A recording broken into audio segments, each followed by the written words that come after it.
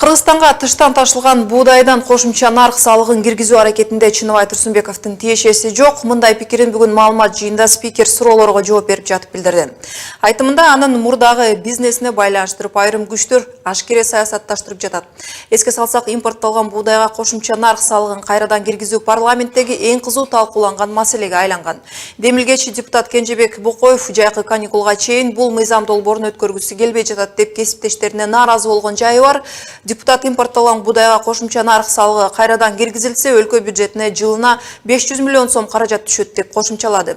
Эске салсак, 2015-жылы сырттан ташылган будай жана андан чыгарылган ундан да кошумча нарк салыгы алынып салынган. Бул жергиликтүү ун өндүрүшчүлөрдүн казакстандык өндүрүшчүлөр менен атаандашуусуна шарт түзүү максатын көздөрү айтылган.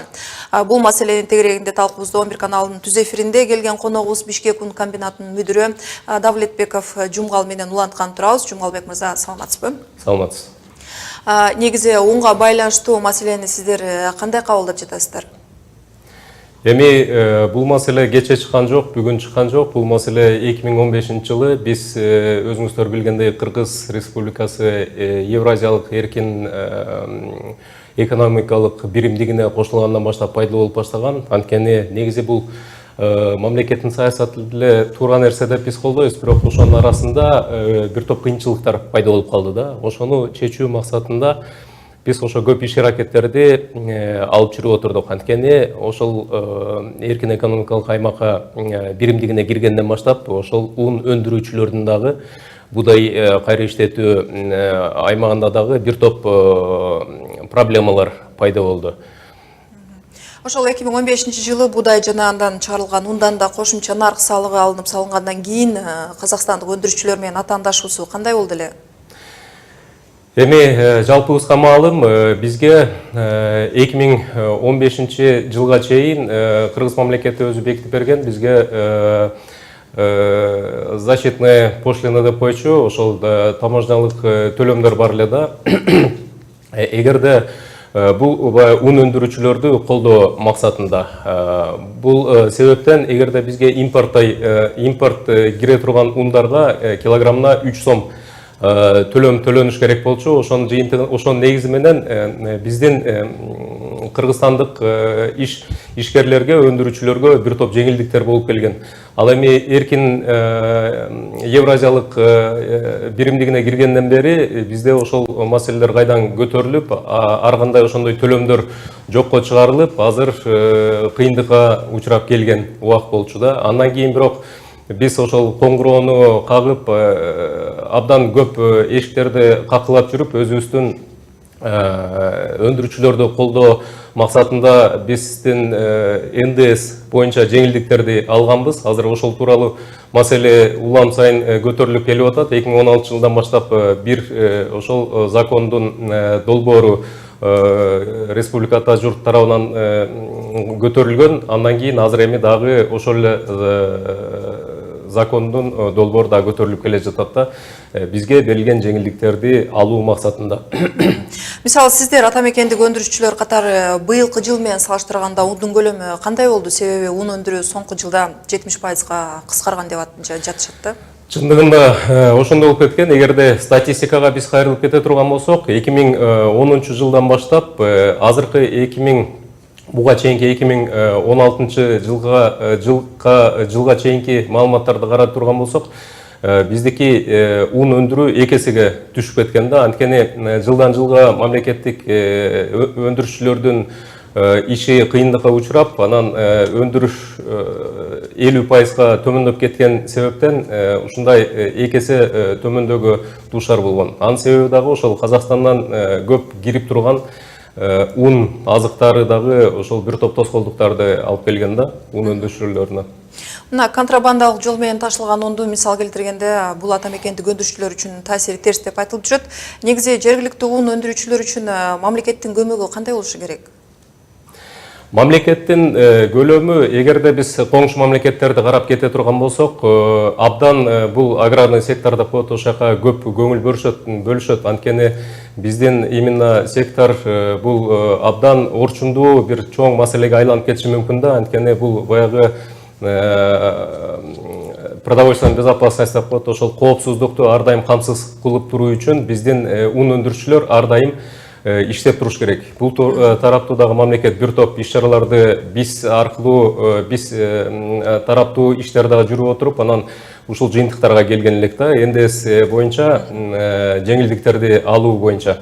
Анан эгерде бул жеңилдиктер жок боло турган болсо, анда көп ун өндүрүүчүлөргө өтө кыйын болуп калмак. Жана бир топ ишкерлер, бир топ адамдар жумушсуз калып, биздин ишканалар токтойт эле. Мына ошондой эле биздин негизги атаандашыбыз Казакстанда болуп жаткан соң ал жактан будай кирсе биздики алынбай калат деп айтылып жүрөт. Ал эми биздин дыйкандар татыктуу баада сатыш үчүн азык-түлүк коопсуздугун сактоо менен бирге эл өстүрүп жаткан буудайды ун комбинаттары алышы керек деген пикир бар. Сиз ушуга кошуласызбы? Мен кошула турган жерим, биз ун комбинаттары биздин буудай өндүргөн дыйкандарыбыздан буудайды биз гана алабыз, бөлөк эч ким албайт. Ошондуктан бул баягы жаңылыштыкка алып бара турган бир сөздөр айтылып келип атат. Буну башка тарабынан караш керек эле да. Эң негизгиси, эгерде биз дыйкандардын унун буудайын өзүбүз ала тургудай болуп, анан казактардын буудайын ошол себептүү жаба турган болсок, бул өтө чоң жаңылыштык болот. Анткени бөлөк тараптан карашыбыз керек да. Эгерде сырттан келген буудай жабылып кала турган болсо, биздин өзүбүздө өндүрүлгөн буудай өзүбүзгө жетпесе, сапаты да канчалык болбосо, анда бизде иштеп аткан өндүрүштүн бардыгы тең токтоп калат. Бул малда анда бизде өндүрүлгөн буудайды ким сатып алат? Ошол суроо болот да. Бизде 1 килограмм буудай чет өлкөгө экспортталбайт. Буну бөлөк тараптуу караш керек эле деп ойлойм. Бул закон, жанагы закон долбоорун демилгелеп аткан депутаттар дагы алар бөлөкчө бир өзлөрүнүн ойлорун айтса болмок. Анткени мен ойлойм, эгерде биз ошол дыйкандарды эле сактап кала туралы десек, жана ошондой эле бияктагы биздин өзүбүздүн өндүрүүчүлөрдү дагы сактап калалы десек, анда кичине башка жолду ойлоп табыш керек болчу. Мен ойлойм, биз өзүбүздө Госматрезерв деген бар. Алар баягы туура жерди бөлүштүрүп, туура ошол контролго алып, канча буудай өндүрүлүп атат, канча буудай өндүрүлүш керек эмки жылга, туура пландап, эмки жылы ошол өндүрүлгөн буудайды биз мамлекет гарантия беребиз, момчадан алып беребиз деп өзүнүн кампасына толтуруп койсо, анан биз өзүбүз катарында өндүрүүчүлөр иштей бере турган болсок, мына ошондо коопсуздук болот эле мамлекетте. Анан жана айтылып аткан сөздөргө мен эч кандай кошула албайм. Анткени ал жерде мындайча айтканда логика дагы жок да. Эми мына Кыргызстан Евразия экономия биримдигине мүчө болуп киргени менен бул жагдай ички өндүрүштө сок курду деп бааланып жатат.